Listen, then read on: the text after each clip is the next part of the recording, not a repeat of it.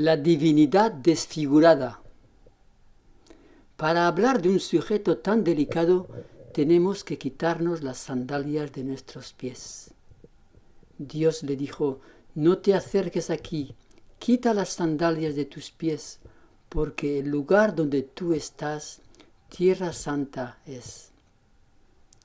El enemigo de las almas hace soplar toda clase de vientos de doctrinas imaginables para sembrar la confusión en el pueblo de Dios, desviar nuestra atención de lo esencial en estos tiempos en que vivimos, descreditar el cristianismo delante del mundo incrédulo.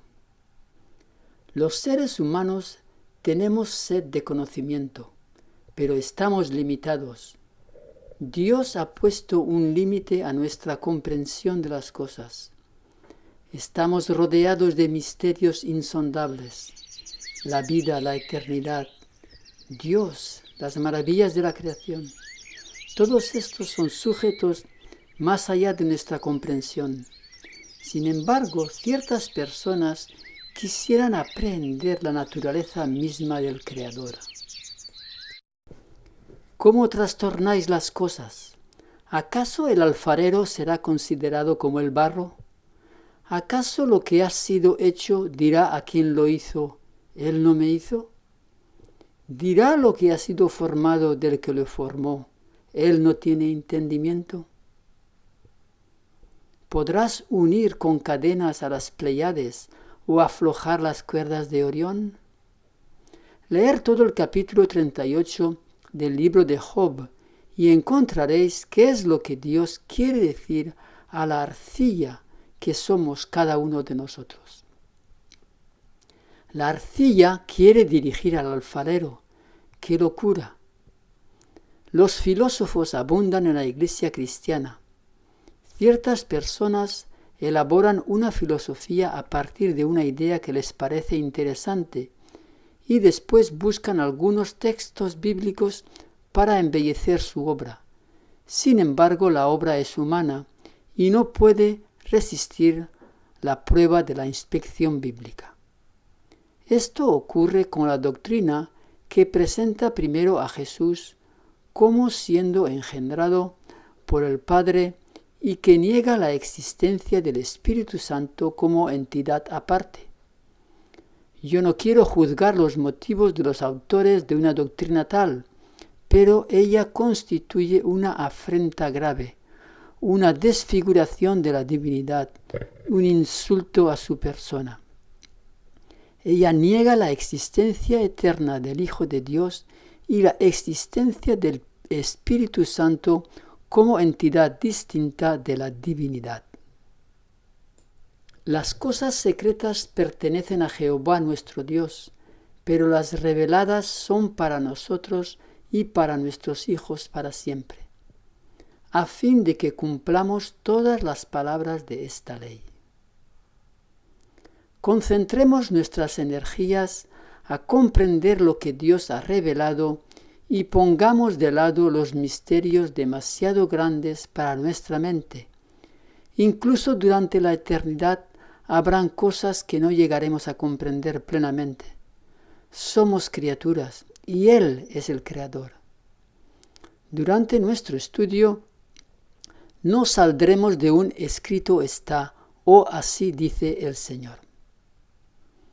El Hijo único engendrado. En el principio era el Verbo, y el Verbo era con Dios, y el Verbo era Dios. Él era en el principio con Dios. Todas las cosas fueron hechas por medio de Él, y sin Él no fue hecho nada de lo que ha sido hecho. En Él estaba la vida, y la vida era la luz de los hombres. La palabra, Jesús, es Dios en su plenitud, con los mismos atributos. Este texto es suficiente para derrocar esta falsa doctrina. La palabra traducida por engendrado es la fuente de conflictos y de incomprensiones. En la lengua griega hay 3 palabras que son traducidas por engendrado. Estas son monógenes, genao o genao y protótocos. Monógenes es traducido por unigénito, hijo único. Genao es traducido como nuevo nacimiento y protótocos es traducido como primogénito o primer nacido. Monógenes, utilizado en 9 pasajes del Nuevo Testamento, comporta la idea de unigénito o hijo único. Veamos algunos textos. Juan 3:16. Porque de tal manera amó Dios al mundo que ha dado a su Hijo unigénito, monógenes, para que todo aquel que en él cree no se pierda, mas tenga vida eterna. Lucas 8:42. Porque tenía una hija única, monógenes, de unos 12 años, que se estaba muriendo. Mientras él iba, las multitudes le apretujaban. Y la idea es hijo único, no hay ninguno más. Otro pasaje, en Lucas 7:12, cuando llegó cerca de la puerta de la ciudad, he aquí que llevaban a enterrar un muerto, el único hijo, monógenes, de su madre, la cual era viuda. Y el Verbo se hizo carne y habitó entre nosotros, y contemplamos su gloria como la gloria del unigénito, monógenes, del Padre, lleno de gracia y de verdad. Por la fe Abraham, cuando fue probado, ofreció a Isaac, el que había recibido las promesas, ofrecía a su hijo único, monógenes. En esto se mostró el amor de Dios para con nosotros, en que Dios envió a su Hijo unigénito al mundo para que vivamos por él.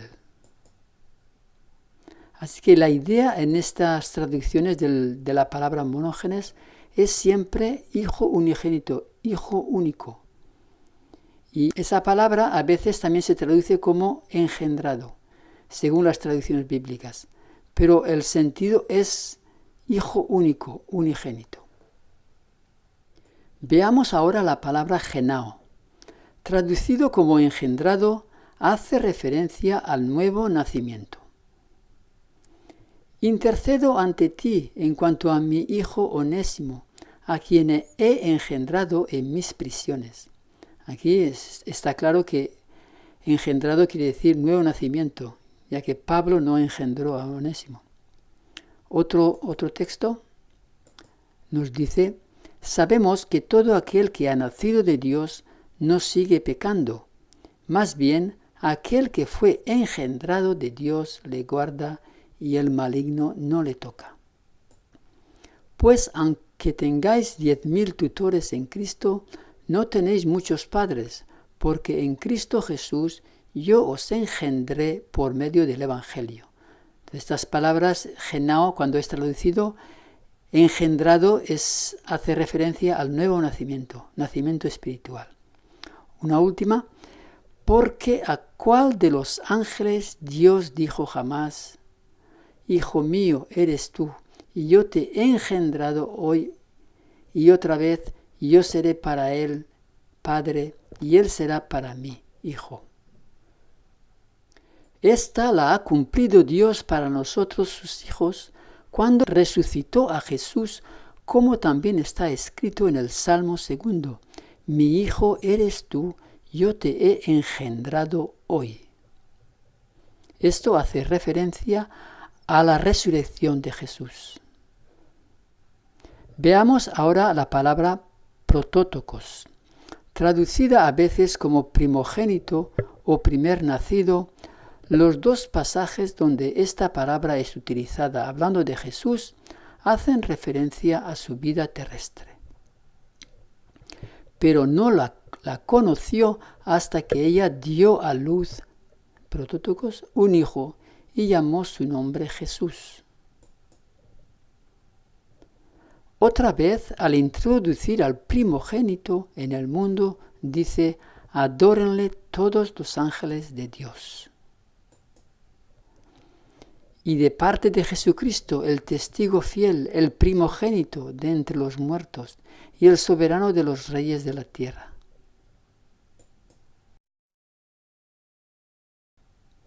Y además Él es la cabeza del cuerpo, que es la Iglesia. Él es el principio, el primogénito, protótocos, de entre los muertos, para que en todo Él sea preeminente. Entonces vemos que la traducción de protótocos, engendrado a veces, en algunas traducciones primogénito, pero la idea es primogénito o primer nacido. Nunca hace referencia diciendo que Jesús fue engendrado por el Padre.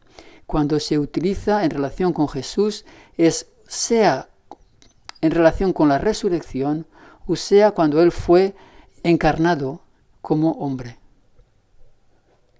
Veamos ahora lo que el espíritu de profecía nos dice sobre este asunto. Cristo es el Hijo de Dios, preexistente y existente por sí mismo. Al hablar de esta preexistencia, Cristo hace retroceder la mente hacia las edades sin fin.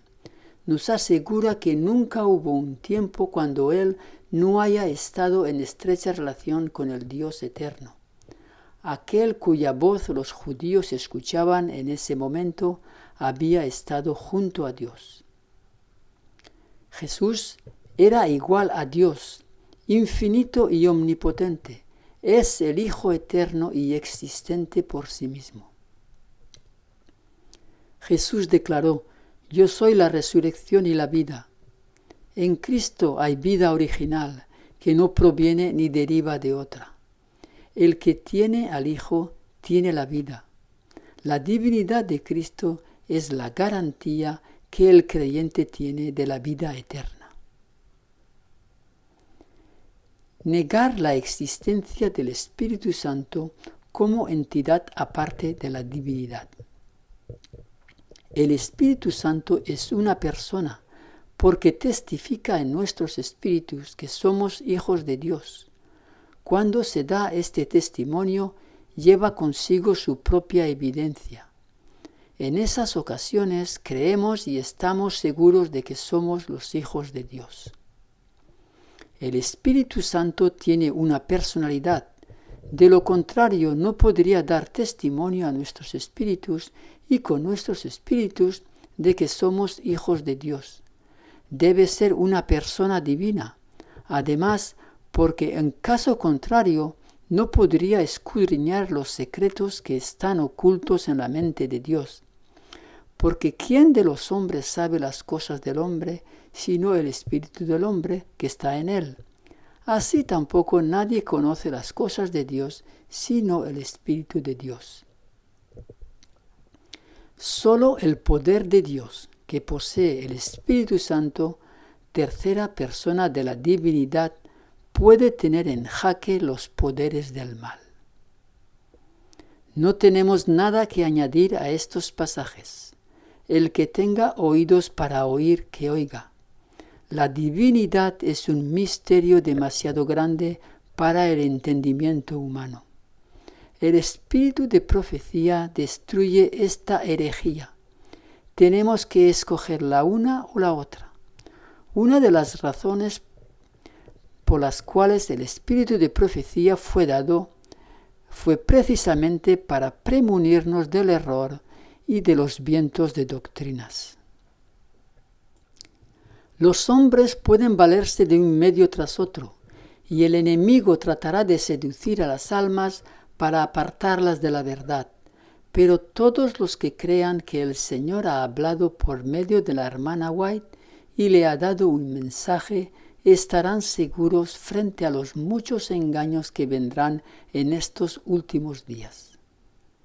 Satanás es hábil para sugerir dudas e idear objeciones al testimonio directo que Dios envía, y muchos piensan que es una virtud, un indicio de inteligencia en ellos el ser incrédulos y presentar dudas.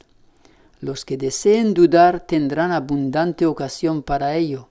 Dios no se propone evitarnos toda oportunidad de ser incrédulos. Él da evidencias que deben ser investigadas cuidadosamente, con mente humilde y espíritu susceptible de ser enseñado, y todos deben decidir por el peso de la evidencia. Dios da suficiente evidencia para que pueda creer el espíritu sincero, pero el que se aparta del peso de la evidencia porque hay unas pocas cosas que su entendimiento finito no puede aclarar, será dejado en la atmósfera fría y helada de la incredulidad y de la duda y perderá su fe. Satanás se propone desviar la atención del pueblo de Dios de lo esencial para este tiempo. ¿Qué es lo que Dios espera de nosotros como pueblo? Cristo espera con un deseo anhelante la manifestación de sí mismo en su iglesia. Cuando el carácter de Cristo sea perfectamente reproducido en su pueblo, entonces vendrá Él para reclamarlos como suyos. Aquí tenemos nuestra tarea descrita claramente.